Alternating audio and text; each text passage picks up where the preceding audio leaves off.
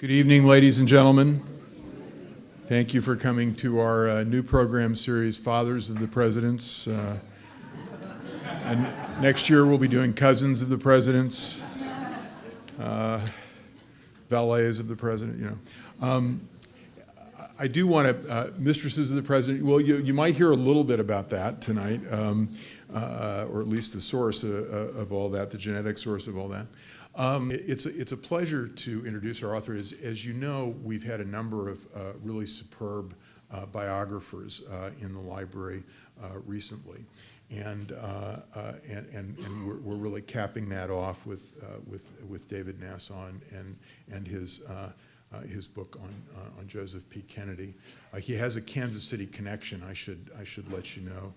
His uncle lived here. He was in Kansas City once before when he was a little boy for a wedding, and so we finally got him back. He's written about Joseph P. Kennedy, and my view of Joseph P. Kennedy is perhaps best summarized by Richard Condon's novel Winter Kills. Some of you will know Richard Condon. He wrote the Manchurian Candidate and Prizzi's Honor, which great movies were made. Sort of conspiracy theory kind of a guy. Well, Winter Kills, he has the ultimate Kennedy assassination conspiracy theory. His theory is, these are of course all under pseudonyms, but it's pretty clear what he's talking about. His theory is that Joe Kennedy killed his son. And you know, there's a long history of the myth of Joe Kennedy as a bootlegger, as a stock manipulator, stock swindler, Nazi sympathizer, and Don Juan. It turns out that some of that is true, but not some of the really bad parts. And no, he was not involved in the assassination. This book is a wonderful book because, as I said to David before we came out here, there's been a history of biographers demythologizing the character, the subject of the biography. What this book does is demythologize the demythologizers. Calling it a friendly biography would probably be too strong because it is definitely a warts and all biography, but is a sympathetic biography, and I can tell you that it is a successful sympathetic biography because I came to this biography having virtually no sympathy whatsoever for Joe Kennedy, and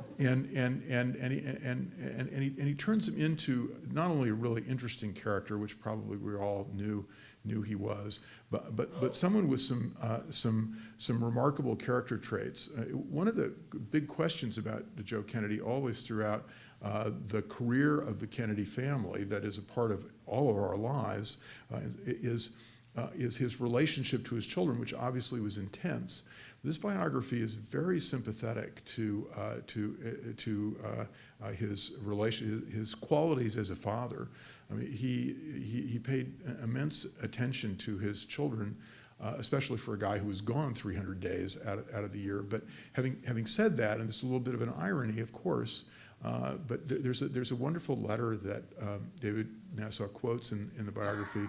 I think it's from Jack, about his father coming to him when he's ill, which he was very, very frequently as he was growing up, and taking care of him when his mother wasn't there. She was also gone a lot of the time. And so Joe was in charge, and as a librarian, I love this, reading to him for 45 minutes at night. And that's just a part of what happens in the book to bring you to a sympathetic consideration of this man, who is also a very powerful man, a man who is a unique figure in the history of American business, and the complexities of his involvement in Hollywood, his involvement in the liquor business, his involvement in real estate are extraordinary, and this book will tell you a lot about the business history of the United States in the teens, the 20s, the 30s, and the 40s. And it also tells you a lot about the history of of American government. It tells you a lot about Franklin Roosevelt, who was very close to Joe Kennedy. They were very, very similar men. Charmers, I think, is the word.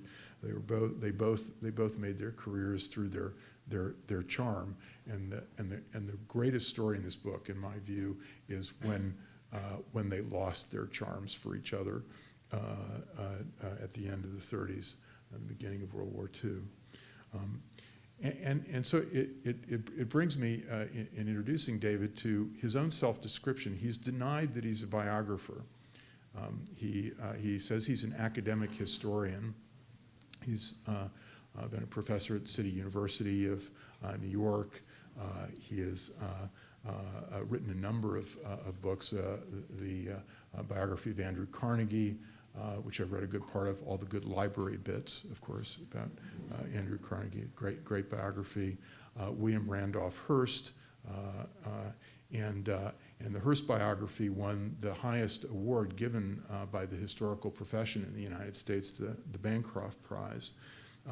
And so perhaps that justifies him calling himself an academic historian instead of a biographer. I would look at it a little bit differently.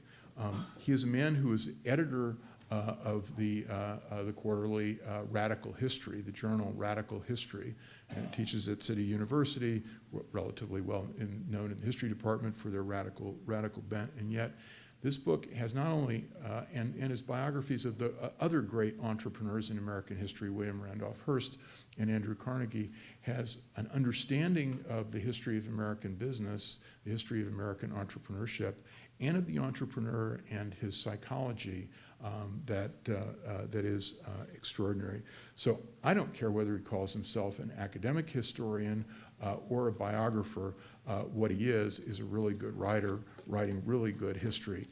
Ladies and gentlemen, David Nasaw. Thank you. I am delighted to return to the home of the Nassau Children's Shop. NASSAU, my uncles, and there were lots of them, always debated whether the name should be spelled N-A-S-A-W or N-A-S-S-A-U. The purists, which included my father and my uncle, kept N-A-S-A-W.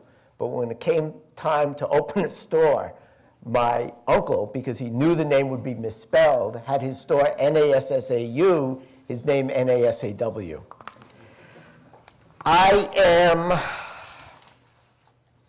well, we'll talk later about historians and biographers, and why I call myself a historian. One reason is I teach history. And as I tell my history students, until they want to choke me, the past is a foreign country. We can visit there, we can try to learn the customs, we can translate the language, we can feel the air and the light, we can sniff the fragrances and recoil at the foul odors of the past. But we are foreigners in a strange land.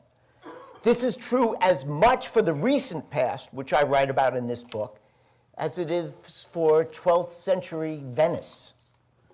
Writing about the recent past presents the historian with unique sets of problems. One of those is that you've got to talk to living people, which I don't like to do because it's hard. You know, and this time around, I talked to some fascinating people, lots and lots of Kennedys. But when you sit next to a person or across a table from a person, and that person is pouring out story after story after story, you never know whether that story is true, false, a little bit of both, where it came from. Did that person really remember this? Or did that person hear it from someone else who heard it from someone else who heard it from someone else? When I read a document, a letter, a financial statement, a newspaper report, it's much easier for me to check it against other newspaper reports. So that was problem number one. Problem number two in writing about the recent past is it feels so familiar, but it's not. And to capture the pastness, the distance of that past is not always easy. In this book, what I found most alarming, most startling, most different about the past was the way this nation was divided. It was divided not between blue states and red states, between Democrats and Republicans.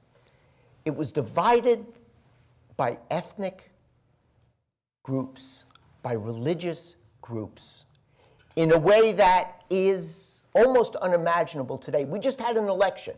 3 of the 4 candidates for national office, right, were not Protestant.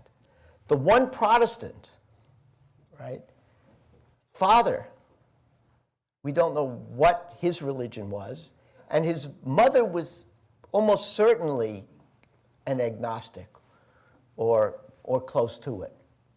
That would have been unimaginable 50 years ago. It was unimaginable. Okay. Joseph P. Kennedy grew up in East Boston. He grew up in a world where everybody was an Irish Catholic in East Boston. This is not a rags to riches story. His father was a respected, admired political leader. He was a mediator, moderator. He was the guy you called in when 2 parts of the Democratic Party were about to destroy one another, and he would work out some compromise.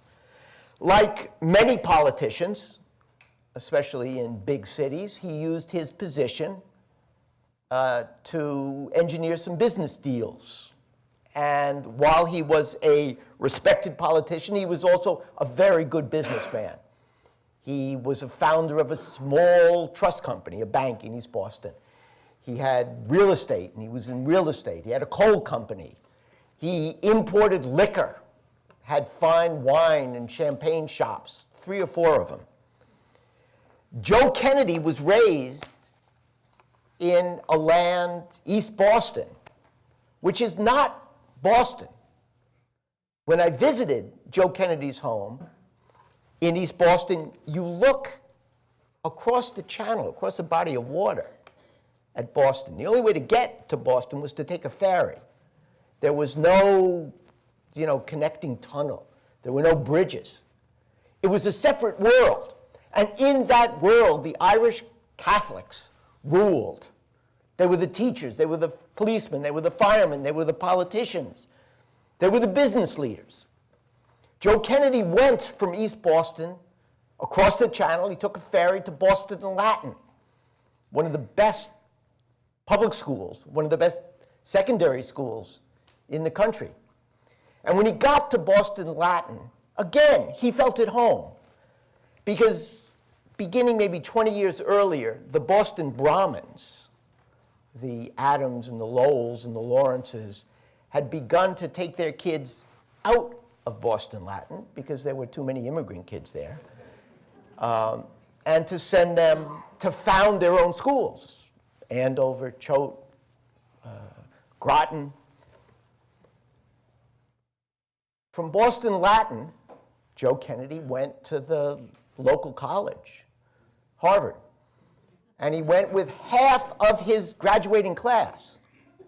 Half of his graduating class from Boston Latin went to Harvard. And again, at Harvard, Joe Kennedy had a fine time. He didn't get into any of the elite fraternities that the Brahmins kept for themselves, but he didn't much care. The great tragedy of his life was that he was too slow, and although he had been an all-star first baseman in high school, he didn't make the varsity at Harvard, and that bothered him. But he led a charmed life, and had led a charmed life. He was handsome, he was articulate, he came from a respected family. He wasn't rich, but neither was he poor. He did okay in school, was a terrific athlete, had lots and lots of friends. He decided when he graduated he was going to go into banking. Didn't know whether he wanted to be a banker all his life, but he figured that's the way to learn business. That's the way to learn how the business world works. He graduated in 1912 in June, and all his friends who were Protestants got the jobs they were looking for at First Bank of Boston, at National Shawmut, at the financial houses. Joe didn't get a job. He didn't get an interview. He didn't get in the front door, but he didn't give up. He decided that he was still going to go into banking. So he took a civil service exam, and he got a job as an assistant state banking examiner. This is a Harvard graduate. And he figured, well, this will be my way in. Because when I'm traveling all over the state, meeting with bank treasurers and bank officials and looking over their books, they'll see how smart I am, and I'll get a job. Didn't happen. He eventually takes over his father's tiny little trust company in East Boston, and is proud to be the youngest bank president at age 25, but it's a tiny little bank. He still wants to make deals. He wants to be an entrepreneur. He wants to move and shake up the Boston business community. But he can't get anywhere. After a couple of years during World War I, in which he works at a Bethlehem shipbuilding in Boston, he gets a job as a stockbroker at Hayden Stone, which is a tiny little firm in Boston at the time. Tiny. And he realizes that he's not going to make any money buying and selling stocks for his neighbors and his friends. The money to be made in financial houses is putting together deals. But once again, none of the boards of directors, of the corporate leaders, of the industrial giants in or around Boston and New England are going to trust an Irish Catholic whose family they don't know. And what they do know about the family was that he was a ward leader in East Boston. So Kennedy, once again, looks around and he figures out that the one industry that the financial leaders are staying away from is commercial amusements. The big Boston banks don't think that the moving pictures have much of a future. And even if they do have a future, they're not going to put their money in it. They'd much rather put their money in any variety in shipbuilding, in oil, in coal, in transportation, in any number of other industries. So Joe Kennedy sees an opening, and he rushes in. Remember, he's the bank president of a tiny little bank. And that bank becomes his piggy bank. When he needs a loan, he doesn't have to go somewhere else. He borrows from his own bank. And he borrows money and he makes deals. He becomes a distributor. He takes some Hollywood films and distributes them through New England. He buys shares in a couple of film exhibition houses, a couple of theaters. He tries to make a movie with Babe Ruth, who at the time is in Boston, and breaks the home run record, I think, with 24 home runs. When he goes to New York, it becomes 60. But he's a big star. Kennedy tries to make a movie with him. It falls through. But he keeps at it, Kennedy. Keeps at it. And he finally buys himself a tiny little, or he organizes a group of people who buy shares in a film company that's just about dead. It had been founded by the Brits to export British films to the United States. It's called FBO. He becomes a studio executive. He moves to Hollywood, and it's there that he parlays his understanding of how America works, his understanding of tribal America. He had been an outsider as an Irish Catholic. And now he's an outsider again in Hollywood, but a different kind of an outsider, because he's the non-Jew. Hollywood, look at the names. Look at the names in Hollywood. Zukor, Lasky, Lowe, Goldfish, who becomes Goldwyn, William Fox, you can go down the list. Okay? And again, why do the Jews get into this industry? In large part, the same reason he does. Because they see the opening, they see what the future is going to bring. They don't have other opportunities, they jump in. So what does Kennedy do? He brilliantly, if a little bit hypocritically, plays the ethnic card. And he says to the studio heads, you're in trouble. You're all in trouble. Why are you in trouble? Because cities and towns and states across this country are going to start passing censorship laws because they don't trust Jews to produce amusements for their children. They don't trust Eastern Europeans who speak with funny accents. And the only way the movie industry is going to succeed is with an all-American face like mine. And suddenly, the outsider becomes an insider as the non-Jew. And he promotes himself and promotes himself brilliantly. Absolutely brilliantly. Studio after studio hires him until at one point, he is running 4 separate Hollywood studios. And he demands of each of them $100,000 salary, full expense account, and more importantly, stock options. Stock options. Because $1 in salary is $1 in salary. But $1 in a stock option, if you're as smart as Joe Kennedy, you can push that dollar up till it's worth $10 when you're ready to sell that option. After 2.5 years in Hollywood, he has acquired not only millions and millions and millions of dollars, but a reputation as a ruthless cost cutter, as a man who gets things done, and everyone in Hollywood certainly knows as the business partner and lover of Gloria Swanson, the most glamorous and most successful female star in Hollywood. She creates glamour. She's not, a girlish Mary Pickford.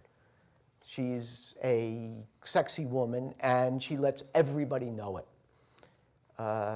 She's the first American actress to be divorced 2-3 times. I think after 3 times, people stopped counting. Okay, he leaves Hollywood a multimillionaire. The world couldn't look better. He understands the stock market. And he understands enough about the stock market to know that the boom isn't going to last forever. He pulls all his money out of speculative stocks, sells all his options before the crash. Right? The crash comes, everybody else loses their money. Herbert Hoover says, don't worry, to the American people. Everything's going to be okay. This is just another little crash. The market's going to come up. Joe Kennedy knows it's not going to come back. So what does Joe Kennedy do with his millions of dollars that he's taken out of the market? He puts it back in, but this time he sells short, which means that he bets that stocks are going to go down. He bets that they're going to go down, and they do go down. And his tens of millions multiplies even more. So far, everything's rosy, everything's grand. But the Depression keeps going. 1930, 1931, 1932 is probably the worst year of all. And Joseph Kennedy, like many, many, many, many other Americans, with something in their pocket and something in their bank books, with millions of dollars that have been put aside for his children. He's now got $1 million trust fund for each of his 9 children. That's in 1920s money. That's a lot of money. But now he begins to think.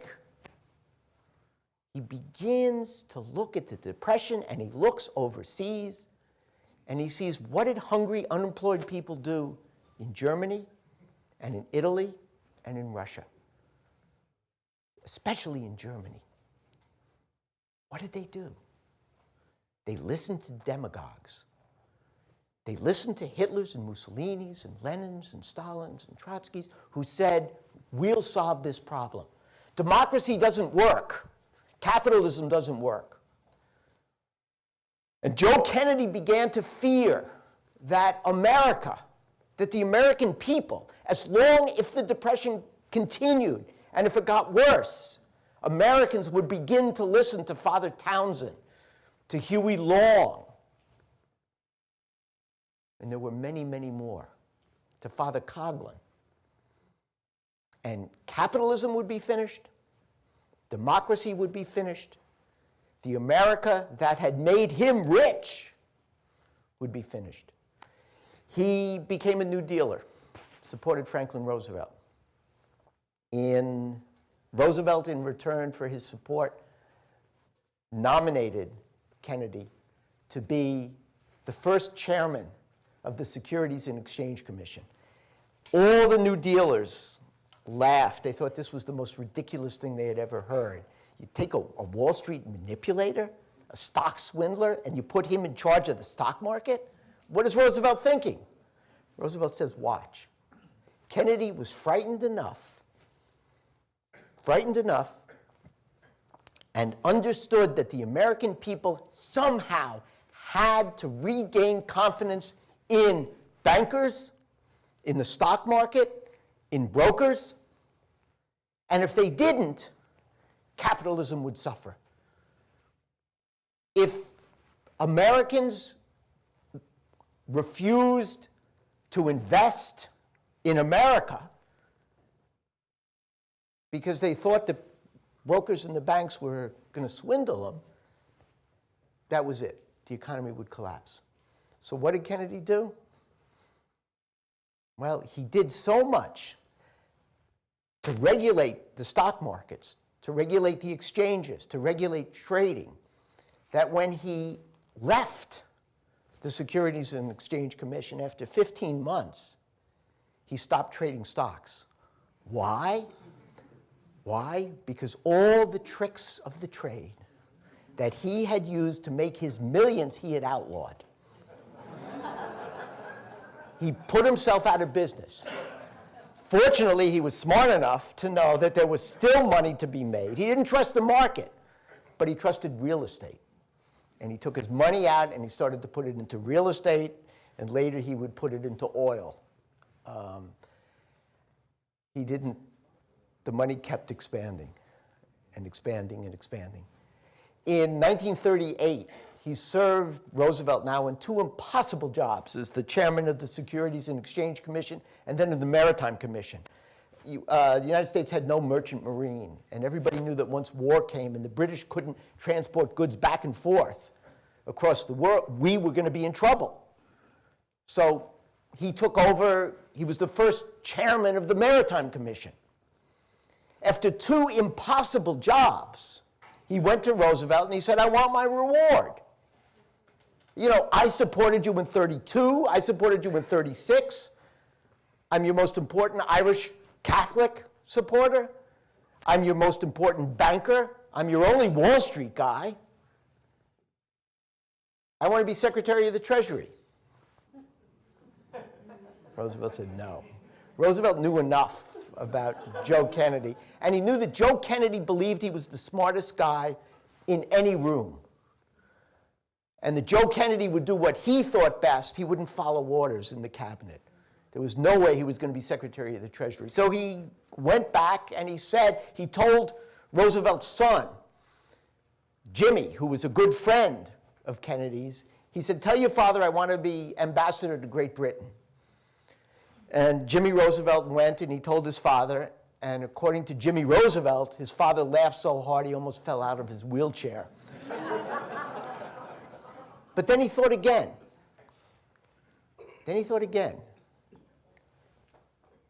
War looked like it was going to come to Europe.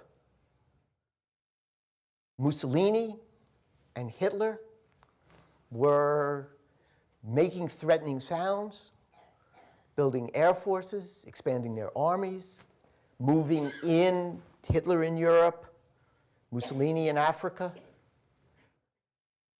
And Roosevelt thought to himself, at this period of time, I need a really smart guy who's going to tell me the truth. Though Joe Kennedy is the least diplomatic man in Washington, though he pays no attention, he will not follow orders, he will not pay any attention to protocol, he's got the foulest mouth in Washington by far, he will report back to Roosevelt in a way that the regular diplomatic channels can't and tell him what's going on. What's going on with the economy, what's going on in France, what's going on in Germany. So he sends Kennedy. And it was a disaster from the moment Kennedy arrived. Kennedy arrives in March of 1938. Less than 2 weeks afterwards, Hitler marches into Austria, declares that Austria is no longer a country, it's now a province of Germany. The brutal, and I mean brutal, assault on Jews in Austria, from Frankfurter's, Felix Frankfurter, the Supreme Court Justice's uncle, to Freud, is without parallel. It's worse than anything that had happened in Germany, and it shows what the future of Nazi rule means. A short time later, Hitler demands parts of Czechoslovakia. Neville Chamberlain, the Prime Minister of Britain, arranges to give Hitler what he wants, rather than to risk war. Because Chamberlain believes there's no way the British, at that point, can fight a war against Hitler. And what about Joe Kennedy? Joe Kennedy has his own foreign policy. And that foreign policy is very simple. There shall be no war. If war comes, it will destroy Britain. And if the Americans supply Britain with resources, if we take dollars and send them to Britain, if we build tanks and planes and ships and give them to the British to fight against the Germans, we're going down too. Our economy's going down. War will destroy a generation of young men, the generation of his sons. It will destroy the economy. It will bring back the Depression. It will destroy the United States. And there is no way that Great Britain is going to withstand the assault of the Germans. Now remember, this is before Hitler, foolishly, one of the stupidest moves any leader has ever made, turns around and attacks the Soviet Union and has to fight a two-front war, right? He's now only facing in one direction, towards the Western Europe. Hitler moves like a knife into butter through Scandinavia in the spring of 1940. Comes from Scandinavia, Holland, Belgium, Luxembourg, France, they all fall. There is only Britain left. And Kennedy says time and time, over and over and over, let's make a deal with Hitler. Let's give him whatever he wants. If he wants to control Europe, if he wants to control Great Britain, it's better than fighting a war that we're going to lose. He is scared to death when Churchill becomes the prime minister. Because Churchill says, I am going to fight, and the British will fight to the last man. And Kennedy believes that Churchill is willing to sacrifice half the population of Great Britain so that the Americans, seeing that half the nation is lost, will say, okay, we've got to save the other half. We're going into the war. Kennedy, in 1940 and in 1941, becomes a pariah in Britain and a pariah in the United States. The American people did not want to go to war in Europe, but the American people were not going to say to the British, fold it all up. And the American people were not going to abandon the British. We weren't going to send our boys in 1940, but we were going to give everything else we could to the British.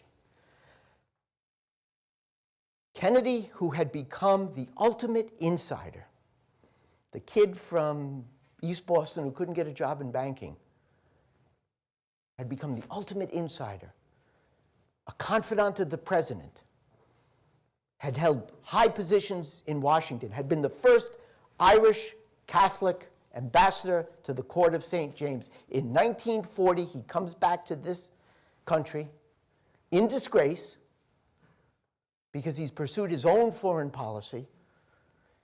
He's made every attempt he can to make a deal with Hitler. He secretly met with German diplomats trying to get invited to Berlin to meet with Hitler. He comes back to the United States, gives an interview with a Boston paper in which he says democracy is over in Britain, and if we enter the war, it'll be over here too. Britain is finished. We shouldn't send a penny over there. And then he goes out to Hollywood. And he says, and this is the most horrifying thing of all. The Great Dictator has just been released. Charlie Chaplin's anti-Hitler movie. Has anybody ever seen it? It's a great movie. Charlie Chaplin, the little English Jew, makes fun, ridicules Hitler in a way that no one has ever done it. And Joe Kennedy goes to Hollywood and he says to the Jewish, mostly Jewish studio heads and producers, stop making fun of Hitler, stop your anti-Nazi propaganda, stop your anti-Hitler propaganda, stop your anti-German propaganda, because you're making Hitler look like a demon, and the more you make him look like a demon, the less likely it will be that any government will negotiate a peace with him. And you, the Jews, who control Hollywood, who control the media, which is patently false, which is absurd. William Randolph Hearst is not a Jew. The other media titans are not Jews. And then he says, and you Jews who control Washington, through Felix Frankfurter. Felix Frankfurter was not president. He was one of several people who Roosevelt talked to. He said, you Jews will be responsible for pushing us into the war, for causing the death of hundreds of thousands, maybe millions of young Americans. And he said, the outbursts of anti-Semitism in this country will be unlike any you can imagine. So stop it. Stop it. Stop trying to push this nation into war. As you can imagine, by 1941, he is a total pariah in this country. Nobody wants anything to do with him. Not even the American firsters in Lindbergh want anything to do with him, because he refuses to support them, and he refuses to support them because he knows if he becomes an American firster and opposes Roosevelt, his kids will never have a chance in the Democratic Party. He is the total pariah. He never holds office again. He, gives speeches. This is 1940, but there are many chapters left in the Joseph P. Kennedy story, in the Kennedy story. And you're going to have to buy my book to read the rest of it. But in 1940, the Kennedy name is dirt. Joseph Kennedy is, a villain. Democrats don't like him, Republicans don't like him, New Dealers don't like him, and certainly he has earned a reputation as being an anti-Semite or being anti-Semitic. In 1960, his son is elected President of the United States of America. And the ultimate outsider, the pariah, becomes the ultimate insider, the ultimate establishment man. It is a remarkable story, and I've tried to tell it in all its drama and all its complexity and all its contradictions. And I thank you for listening so intently.